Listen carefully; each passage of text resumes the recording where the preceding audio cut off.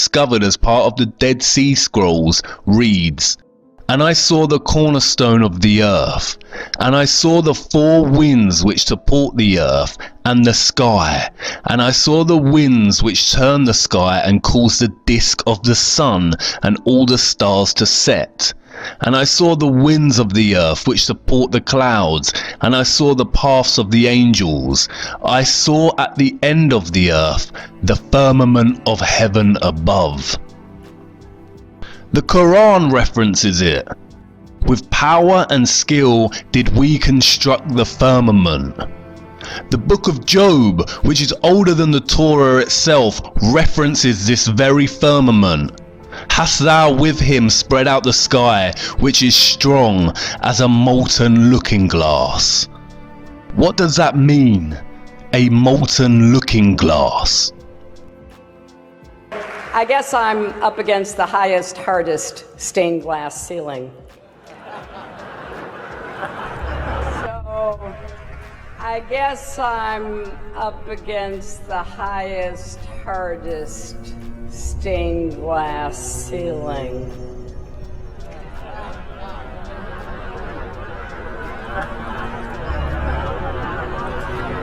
And it may be hard to see tonight, but we are all standing under a glass ceiling right now.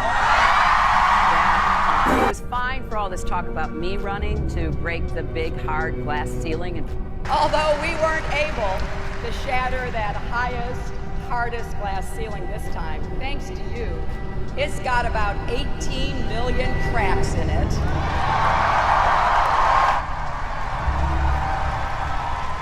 And the light is shining through like never before. There's a mystery. Scattered around in the sand are thousands of chunks of strange yellow-green glass. It is really, really a mysterious glass. We scientists are still kind of puzzled how these things form. And I can't believe we just put the biggest crack in that glass ceiling yet. It's got about 18 million cracks in it. Again, they are telling us. And the crowd claps and cheers in their own ignorance. They are telling us while laughing behind our backs. But wait a minute. The firmament cannot be made of super strong glass, or that rocket would have been shattered upon impact. And I know, maybe the rocket just malfunctioned or ran out of power. Stay with me. Interestingly, the biblical book of Genesis holds some clues to this mystery. "And God said, Let there be a firmament in the midst of the waters, and let it divide the waters from the waters. And God made the firmament, and divided the waters which were under the firmament from the waters which were above the firmament. And it was so." Could there really be water just above the firmament and directly below it? It sounds like an absurd concept. Not as absurd as bending oceans wrapped around a spinning space ball, mind you. So let's investigate. It's the stars and the planets themselves that offer more clues. In case you forgot, the planets that NASA and other official space agencies show us are CGI, or artistic renditions. We have seen their lazy Photoshop skills exposed in previous episodes. We see something very different when we use an advanced and powerful lens, like found on Nikon cameras, and look at the planets above us. Look.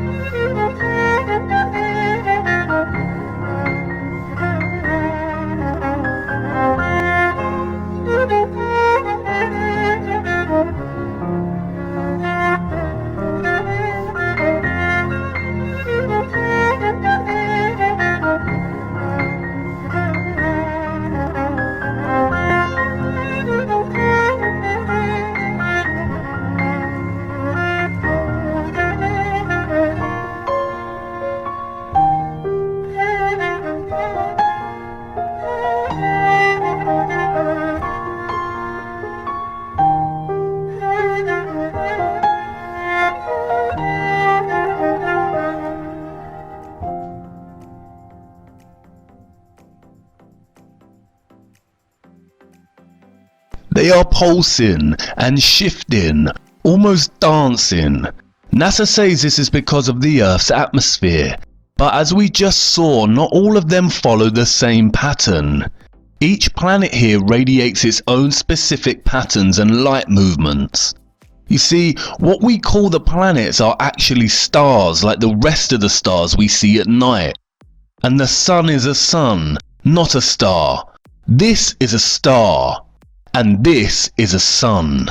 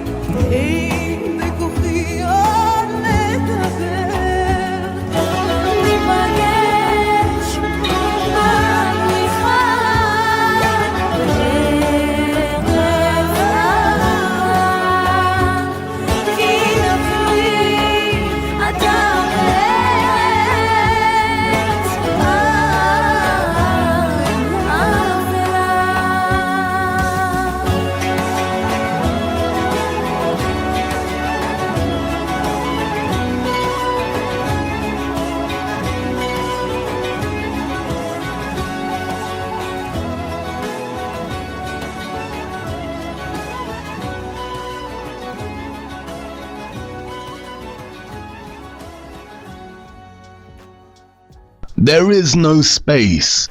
No Kabbalah Ein Sof vacuum of nothingness. Space is an elaborate hoax.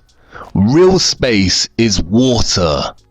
And the water below the firmament appears to be some kind of gooey substance that is paradoxically soft and yet impenetrable. They cannot get through it. And it seems that one scientist found a similar kind of substance within the dark depths of the ocean.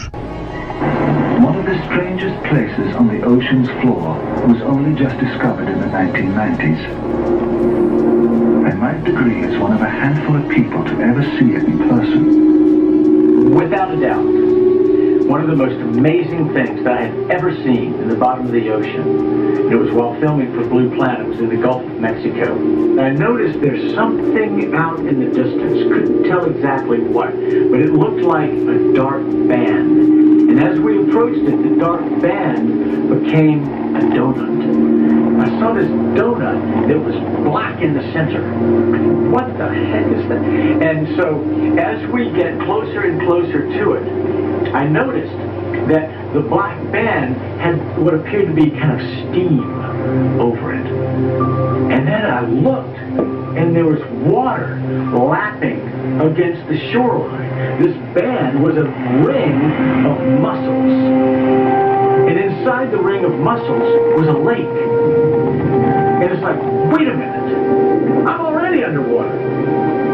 We went out over the water in this lake and tried to descend in it and bounced off.